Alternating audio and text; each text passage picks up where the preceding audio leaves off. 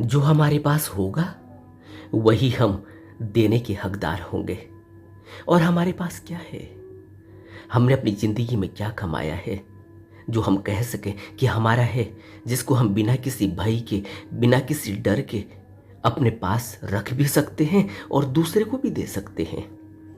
और बड़े मजे की बात तो यह है कि जितना हम इसको बांटते हैं यह दौलत उतनी ही बढ़ने लगती है। दिन दोगुना रात चौगुना बढ़ने लगती है।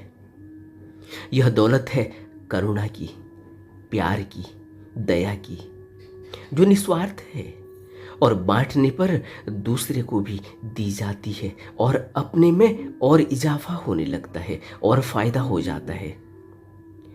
लेकिन प्रश्न उठता है कि क्या हमारे पास प्रेम, प्यार, करुणा है जो कि हम किसी को दे सकें?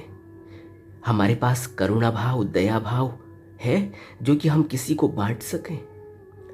अपने हृदय में गहरे में झांकना होगा, अपने मन का अध्ययन करना होगा, अवलोकन करना होगा। क्या हमारा हृदय, हमारा मन दूसरे के दुखों के प्रति, परेशानियों के प्रति गहरी संवेदना रखता है? क्या कोई ऐसा भाव उठता है जब किसी प्राणी को दुख में देखा जाता है तो उसके भाव उठता है कि उसके लिए कुछ किया जाए? लेकिन हमारा मन इतने दुख से, शिकायतों से, ईर्ष्या और द्वेष से भरा हुआ है तो फिर हमारे अंदर से यही निकलने वाला है। चाहे हम बाहर अपने चेतन मन से, अपने कॉन्शियस माइंड से यह कहते रहें कि हमारे अंदर बहुत प्यार है, करुणा है, संवेदना है, दया है, मगर जब हमारी परीक्षा होती है तो हमारे अंदर से कुछ और ही निकल कर आता है। कारण क्या है? कारण है कि हमने अपने मन को कभी साफ करने की कोशिश ही नहीं की, या कहें कि हमें इस बात का अब तक पता ही नहीं, या यूं कहें कि हम अपने को किसी के सामने खोलते ही नहीं। हमें अपने मन के बारे में बहुत ज़्यादा पता ही नहीं। हम बहुत डरे हुए हैं। हमारे अंदर अहम है कि अगर किसी को पता चल गया तो हमारी बेइज्जती हो जाएगी। इस वजह से कभी हम अपने मन की हकीकत को दूसरे के सामने रखते ही नहीं, बताते ही नहीं। लेकिन यह चेतन अवस्था में तो हम जैसे तैसे रोक लेते हैं, मगर नींद में या अचेतन हालत में हमारी हकीकत हमारे सपनों के रूप में हमारे सामने आ जाती है, या तब सामने आ जाती है जब कोई असाधारण घटना घटती है। तब जो हमारे अंदर हमने रोका हुआ था, वह गुस्सा, वह डर, वह झगड़ा, वह मारपीट, वह सब इमोशंस सब बाहर आ जाते हैं। यही हमारा असली चेहरा है। हालांकि साधारण परिस्थितियों में हम चेतन मन से, कॉन्शियस माइंड से यह सब छिपा कर रखते हैं, सब कुछ इसका उल्टा करते हैं। आपने सुना है ना, रात में डरावने सपने आते हैं, लड़ाई झगड़े के सपने आते, भूत प्रेत के सपने आते, सेक्स के सपने आते हैं। क्यों? वह सब अंदर बैठे हुए हैं, इंप्रेशन से हैं। बार बार हम उन इंप्रेशंस को लेते हैं, बार बार हम उन पर सोच विचार करते हैं, और जैसे ही चेतन मन सो जाता है, जैसे ही कॉन्शियस माइंड स्लीपिंग स्टेज में जाता है, सो जाता है, अवचेतन मन चलता रहता है। सबकॉन्शियस माइंड या अनकॉन्शियस माइंड जिसको हम कहते हैं, वो चलते रहता है पीछे से, और जो हकीकत है वो सामने आ जाती है। इसलिए मनोवैज्ञानिक कहते हैं कि अगर किसी आदमी की वास्तविकता का पता लगाना है कि वो कैसा व्यक्ति है, तो उसके कहने पर सच मत मान लेना। वह जो भी कह रहा है वह चेतन मन से, कॉन्शियस माइंड से कह रहा है, बड़ा संभल कर, बड़ा बचा कर कह रहा है, मगर वह जो है वह तो उसके सपनों से पता चलेगा, उसका सबकॉन्शियस माइंड बताएगा। मुझे अब तक जो बहुत से बच्चे जो जिम करते हैं, बॉडी बिल्डिंग करते हैं, उन्होंने बताया कि उनको रात में लड़ाई झगड़े के सपने ज़्यादा आते हैं, या सेक्स के सपने आते हैं, लड़कियों से मुलाकात होती है।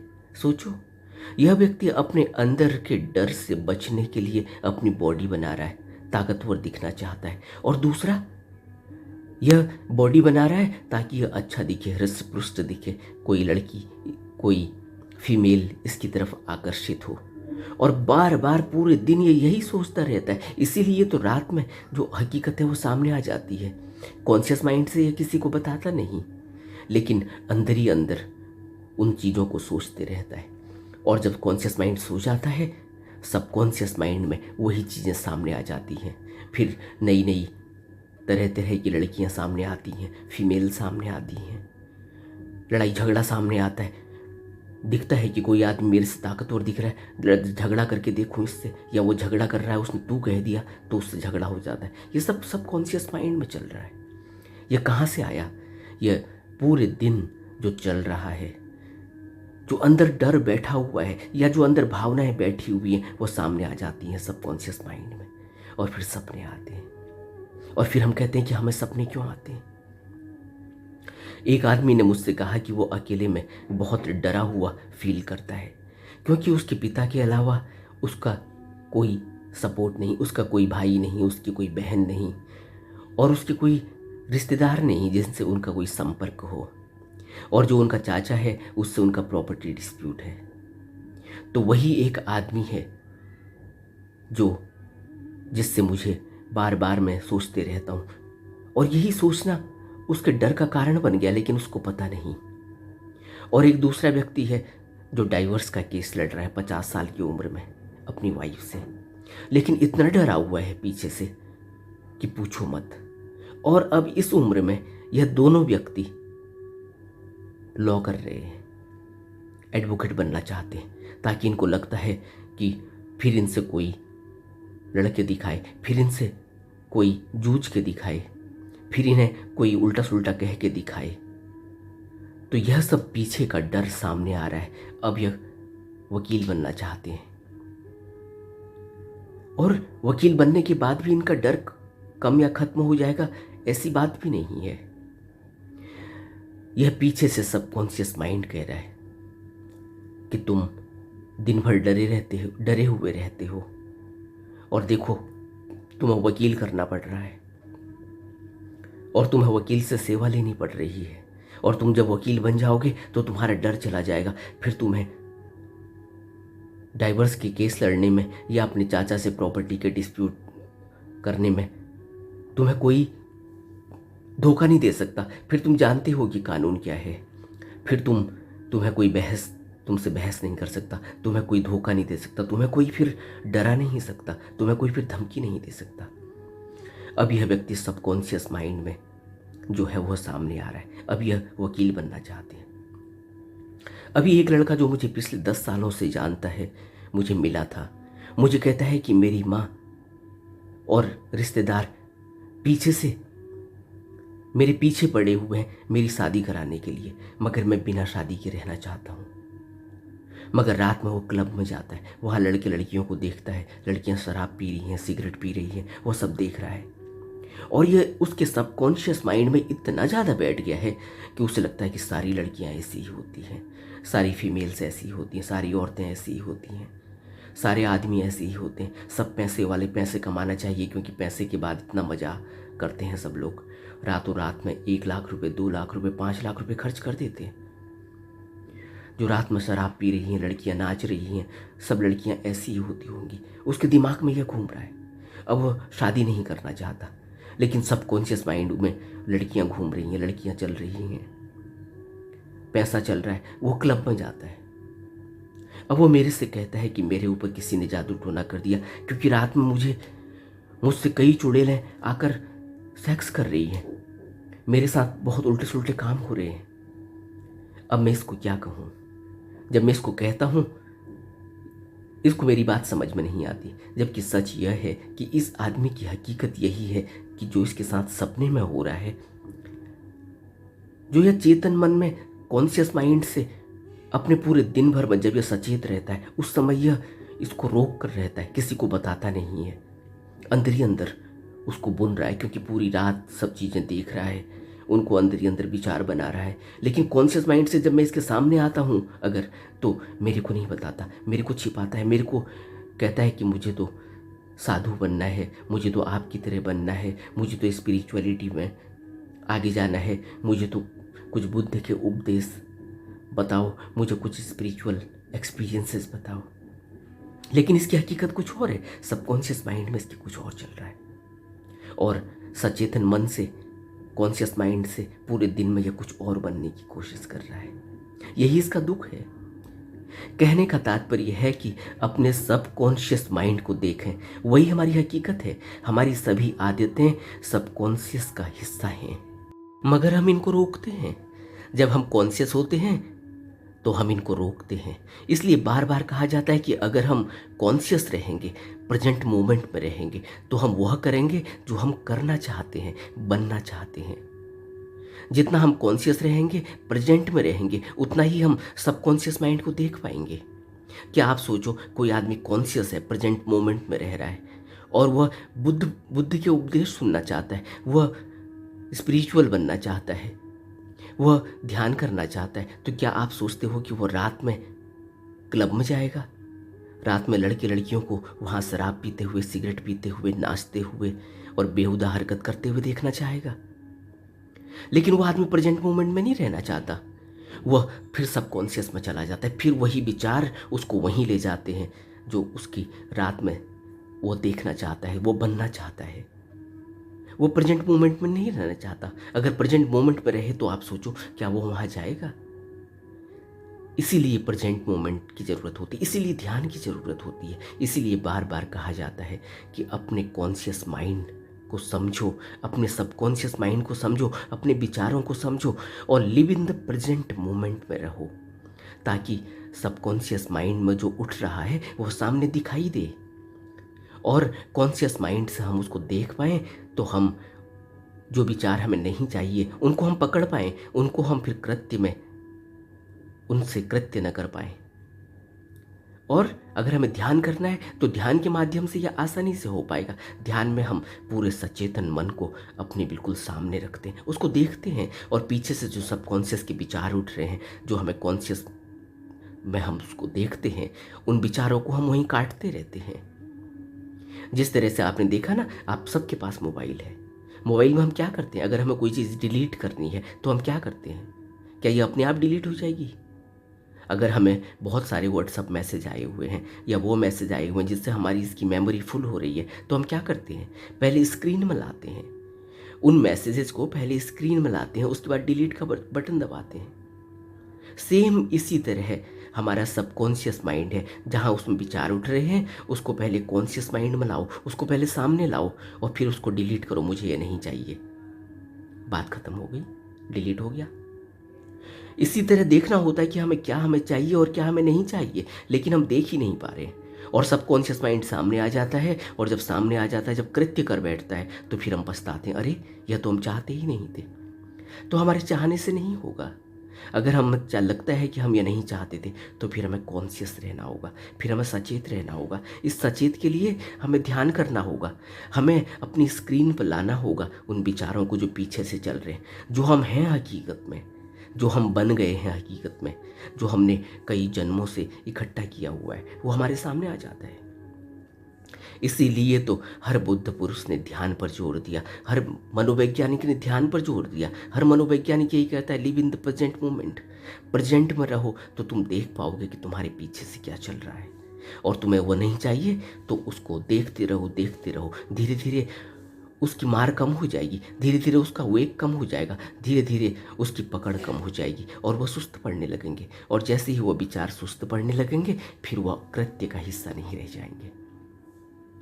यही हमें करना होता है ध्यान में। इसलिए हमें ध्यान की ज़रूरत है। इसीलिए सभी वैज्ञानिक, मनोवैज्ञानिक ध्यान ही एक इलाज है कहते हैं। मेडिटेशन इज मेडिकेशन कहते हैं कि ध्यान ही दवा है। तभी कहते हैं कि ध्यान से हम अपने सबकॉन्शियस माइंड को, अपनी आदतों को देखते हैं, उसको कॉन्शियस माइंड में लाते हैं, उन विचारों को कॉन्शियस माइंड में लाते हैं, सचेतन मन में लाते हैं और उसको मिटाते हैं। अभी हम अपने डर को देख नहीं पा रहे हैं। हम सुरक्षा व्यवस्था करते हैं, अपनी बॉडी बनाते हैं, मगर अंदर से हम डरे हुए रहते हैं। और जब हमारे अंदर डर भरा हुआ है तो हम डर के ही बारे में सोचेंगे, मगर कॉन्शियस माइंड से, सचेतन मन से हम दूसरे को अपनी बॉडी दिखा रहे हैं, अपना डर नहीं दिखा रहे।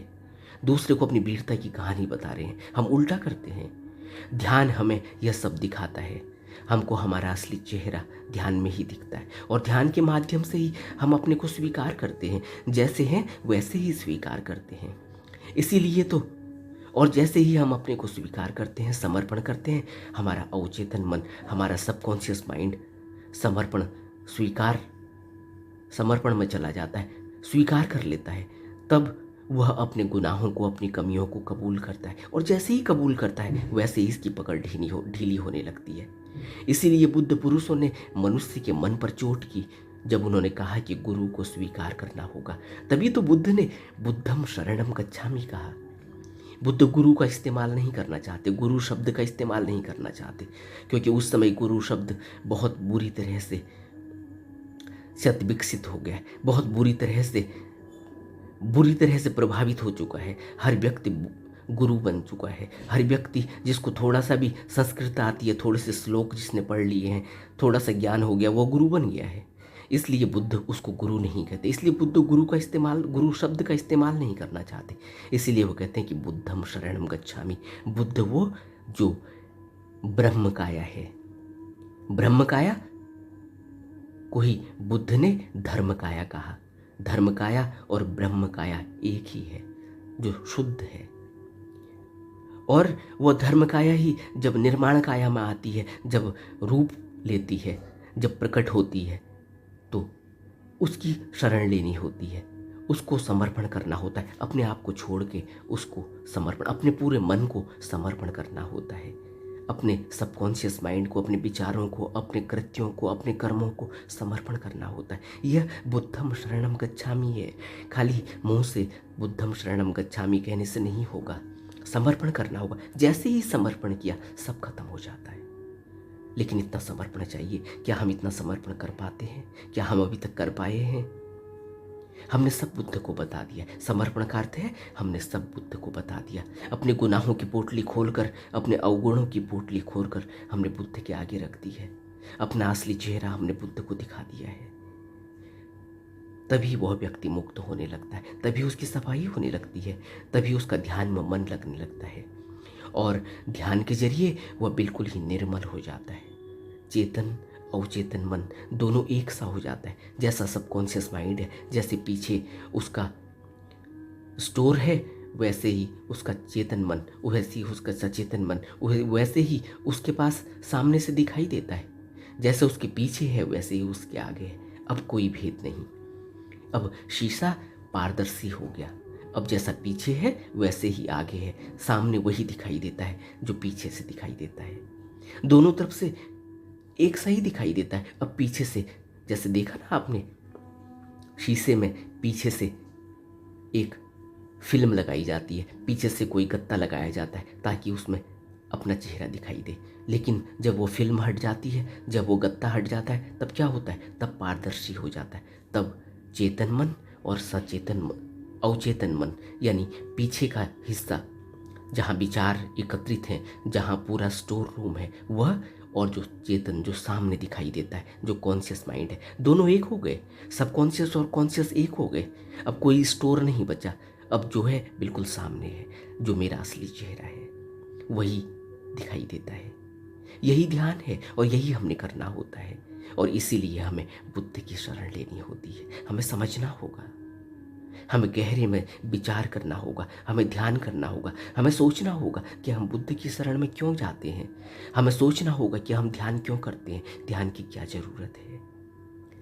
और जैसे ही हम बुद्ध की शरण में चले जाएंगे, जैसे ही हमने शरण ली, वास्तव में शरण ली, अपने को सरेंडर कर दिया, हम मुक्त हो जाते हैं। हमारा सब कुछ डिलीट हो जाता है